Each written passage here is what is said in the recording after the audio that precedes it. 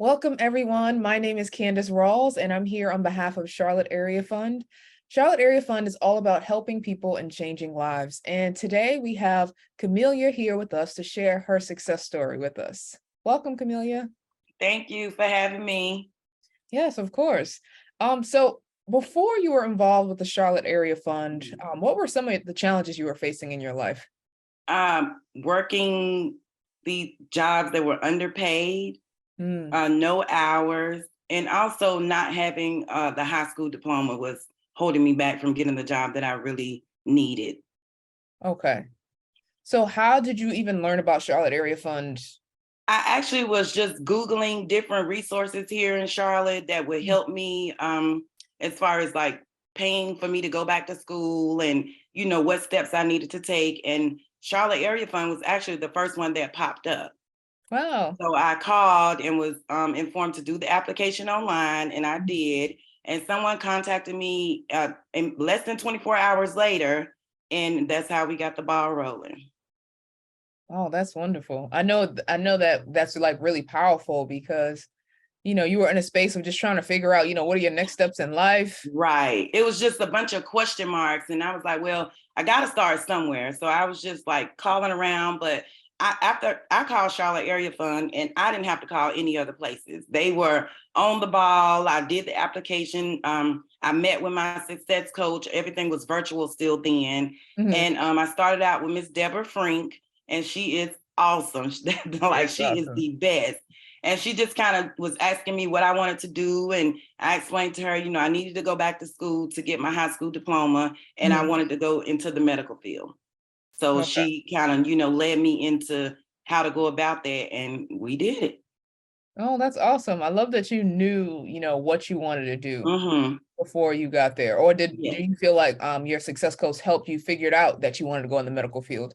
No, it was something that I knew I wanted to do. I had been a CNA before, and I knew that I wanted to be in the medical field. I just did not want to be a CNA anymore. Like, I was burnt out on that. So I wanted to go, a step above and get my medical assistant degree. And I knew that to do that, I had to start with first the high school diploma.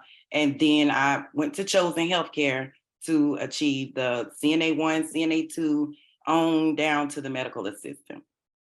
Awesome. So the services and classes you were able to receive is the high school, the high school diploma, Yep. high school equivalency, as well as the CNA 1 and CNA 2. Yes. Were there any other trainings or services that you received? Yes, there was a phlebotomy I did. There was EKG. There was also the med tech. And you have to take all those classes with Chosen in order to get to the medical assistant part. I see. And you completed all of those? I did. I did. That's awesome. Yeah. So how long did all of this take from, the beginning where you were just trying to figure out your journey to, completing? I started in April of last year, 2022, and I completed in November of 2023. Okay. Yeah. Oh, that's wonderful. Yeah, it was quick. It was every time one class ended, a week, no more than 2 weeks later, another class was beginning. All right. So would you say that the programs and services at Charlotte Area Fund helped you? Absolutely. Absolutely. My success coach, she kept in contact with me. Every time I emailed her or called her, she replied right back immediately, like she was waiting on it. And she also encouraged me, and I would always send her, pictures of my certificates and my grades that I were making in the class, which I was saying, you have to stay above a 77, but I was clocking a 92 and everything because I was dedicated to, I didn't want to have to retake a class because that would kind of throw me back. So I was just dedicated. That's awesome. And do you have any advice for someone who, might be in a similar situation to where you were in April? That they're trying to figure out their life, they're not sure where to start. What I would say is let go of the self-doubt, gain the self-confidence, and just put your all into it, because the resources are there, but you have to want them. You have to go out and get them, and just don't stop. When one person says no, go on to the next person. Like, just don't ever give up on yourself. I love it. I love it. Well, thank you so much, Kamilia, for being here with us today and sharing your success story. You are welcome, I Miss Candace. I wish you much more continued success.